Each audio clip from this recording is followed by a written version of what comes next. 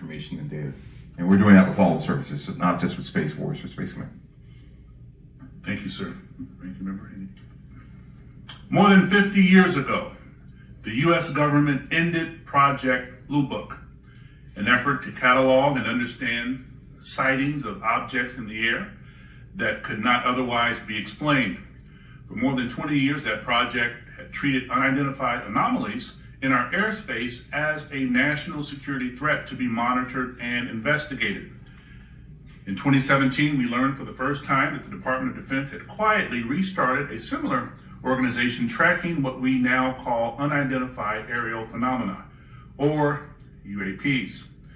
Last year, Congress rewrote the charter for that organization, now called the Airborne Object Identification and Management Synchronization Group, or AIM-SOG for short. Today, we will bring that organization out of the shadows. This hearing and oversight work has a simple idea at its core.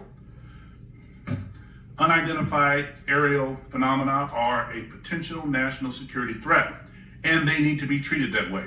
For too long, the stigma associated with UAPs has gotten in the way of good intelligence analysis. Pilots avoided reporting or were laughed at when they did. DoD officials relegated the issue to the back room or swept it under the rug entirely, fearful of a skeptical national security community. Today, we know better. UAPs are unexplained, it's true, but they are real. They need to be investigated, and many threats they pose need to be mitigated. Undersecretary Moultrie, Mr. Bray, thank you for coming today.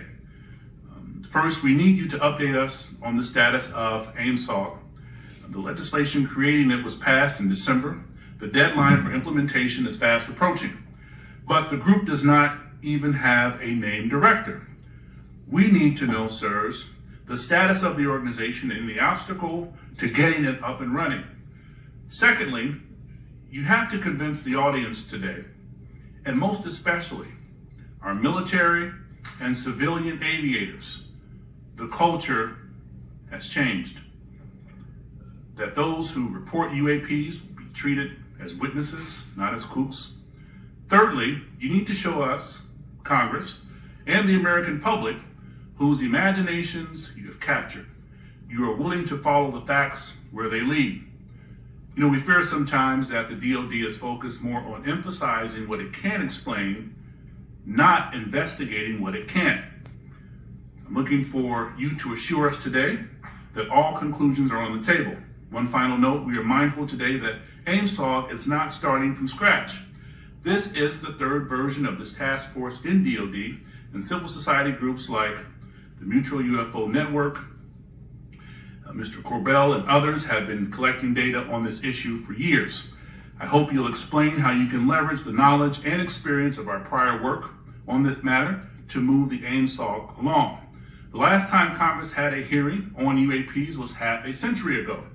I hope that it does not take 50 more years for Congress to hold another, because transparency is desperately needed.